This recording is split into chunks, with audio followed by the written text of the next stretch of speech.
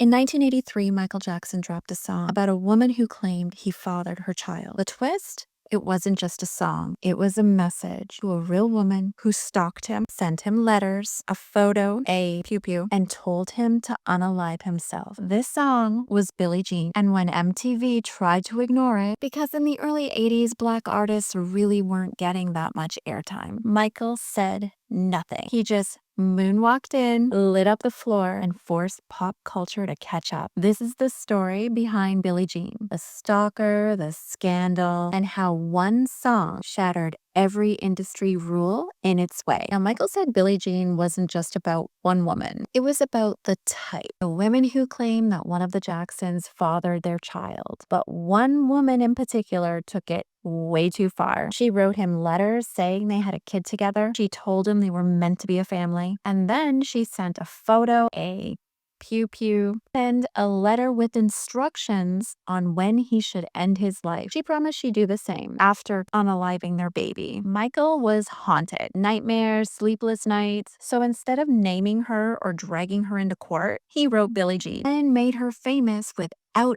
ever saying her name. Now, Michael made the beat at home on a drum machine. He nailed the vocals in one take. Meanwhile, Quincy Jones wanted to change the name of the song to Not My Lover because of Billie Jean King. Michael said no. Then Quincy said the intro of the song was way too long. Michael said, I like to dance to it. And here's the crazy part. Most pop songs hit you with the chorus in the first 30 seconds. Billie Jean waits over a minute to drop it. No title, no payoff, just tension. Michael made the audience earn it, and they stuck around because he hypnotized everyone. And here's another fun fact. Michael was driving one day with Billie Jean looping in his head over and over again. His Rolls Royce was literally on fire underneath. He was so deep into the song, he didn't even notice. It took a kid rolling up on a motorcycle to point it out. He got out and he ran. So Billie Jean was close to being his last and final track, literally. Now, in the early 80s, MTV was not giving their Black artists enough airtime unless they were children, British, or completely unthreatening. Rick James submitted Super Freak. MTV rejected it.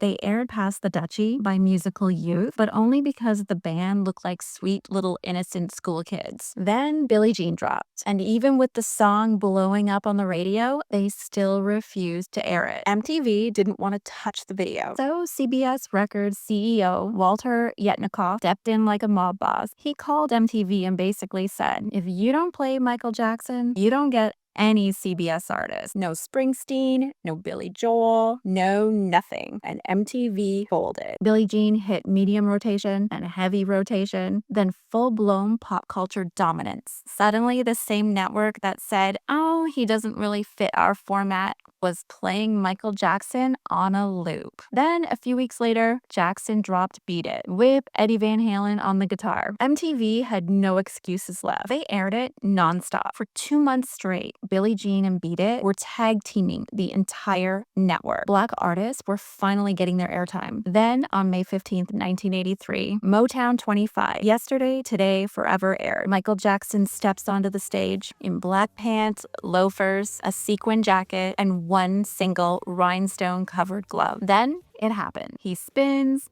he pauses, he moonwalks. Crowd explodes. TV audiences lost their minds. People who didn't even like pop music all of a sudden became fans. 50 million people watched live. The next day, Fred Astaire, who was Michael Jackson's childhood idol, called him personally to say, you're a hell of a mover. Sammy Davis Jr. loved his black sequin jacket so much that Michael just gave it to him. There was no ceremony, just here. Have it as a gift from one icon to another. That single performance earned Michael Jackson an Emmy nomination, blew up Billie Jean all over again, launched the moonwalk into history, sent Thriller sales into orbit, and rebranded Michael Jackson from a pop star to a living legend. This wasn't just a performance. This was a seismic cultural shift, and it all started with a woman that he never even named. This was a power move, a racial barrier breaker, and the start of a run so untouchable, nobody has topped it since. So yeah, Billie Jean, you know, it came from a stalker. It bullied MTV into submission, and it gave birth to the moonwalk. If you like learning about pop culture history and just some fun, useless facts that you don't really need to know, then be sure to follow, and I'll see you in the next one.